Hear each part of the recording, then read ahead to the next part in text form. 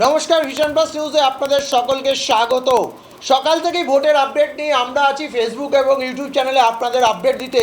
এখন এই মুহূর্তে গুরুত্বপূর্ণ আপডেটে আপনারা আসবো। সকাল 1টা পর্যন্ত যে 3টে জায়গায় দ্বিতীয় দফার ভোট অনুষ্ঠিত হচ্ছে তা হল দার্জিলিং, বালুরঘাট এবং রায়গঞ্জে। এই সকাল 1টা পর্যন্ত দার্জিলিংয়ে ভোট পড়েছে 49.09%। রায়গঞ্জে এবারে ভোট পড়েছে 47.56% এবং বালুরঘাটে ভোট পড়েছে 44.93%। সকাল 1টা পর্যন্ত টোটাল ভোট হয়েছে 47.29%।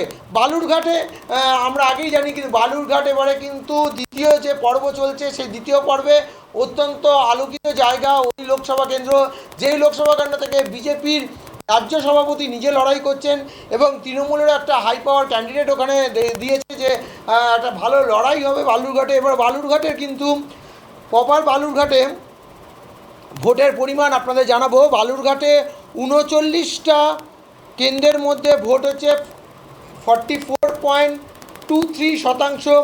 গঙ্গারামপুরে ভোট হয়েছে 49টা কেন্দ্রের মধ্যে 44.32%। হরিরামপুরে ভোট হয়েছে 42টা কেন্দ্রের মধ্যে 44.76%। এবং কুমারগঞ্জে 38টা কেন্দ্রের মধ্যে ভোট হয়েছে 45.30%। বালুরঘাটে ভোটের পরিমাণ কিন্তু এবারে বাড়ছে। যদি আমরা গেল বছরের দিকে চোখ রাখি তাহলে বালুরঘাটের অবস্থা কী ছিল। বালুরঘাটের ভোটের পরিমাণ বাড়বার পিছনে উন্নয়নের ঢাল কাজ করেছে বলে জানাচ্ছেন সুকান্ত মজুমদার। এবং শুধু তাই নয়, রায়গঞ্জের দিকে চোখ রাখবো। রায়গঞ্জের দিকে চোখ রাখার একটাই কারণ, গেল বছর রায়গঞ্জে বিজেপির বিধায়ক ছিলেন দেবশ্রী চৌধুরী। তিনি কিন্তু এবারে দক্ষিণ কলকাতার হয়ে দাঁড়িয়েছেন। বিজেপি কিন্তু রায়গঞ্জে পরিবর্তন করেছে ক্যান্ডিডেট। সেইখানে দাঁড়িয়ে রায়গঞ্জে 7টি বিধানসভা অনুযায়ী যে ভোট হচ্ছে সেই ভোটে কিন্তু রায়গঞ্জে ভোটের পার্সেন্টেজ কমেছে। চলে যায় দার্জিলিংয়ের দিকে। দার্জিলিং বলতেই একটা আকর্ষণীয় জায়গা লাগে, যেখানে পশ্চিমবাংলায় দাঁড়িয়ে আমরা খবর বলছি আপনাদেরকে।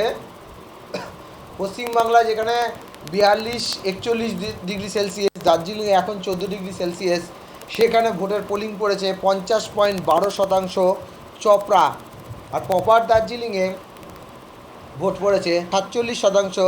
কালিম্পংয়ে ভোট পড়েছে 98%। এই যে ভোটের ফল, এই যে ভোট হচ্ছে, এই যে পোলিং হচ্ছে, এর ওপরে কোন দিকে যেতে চলেছে রায়, কোন দিকে ঘটতে চলেছে, সমস্ত ব্যাপারের সমস্ত আপডেট আমরা আপনাদের প্রত্যেক মুহূর্তে তুলে ধরব। নির্বাচন কমিশন থেকে রয়েছেন আমাদের প্রতিনিধি বিদীপ্ত বিশ্বাস, সর্বমুহূর্তে আপডেট দেবে আপনাদের। সঙ্গে থাকুন, দেখতে থাকুন ভিশন প্লাস নিউজ। সমস্ত আপডেট নিয়ে সবার আগে আমরা।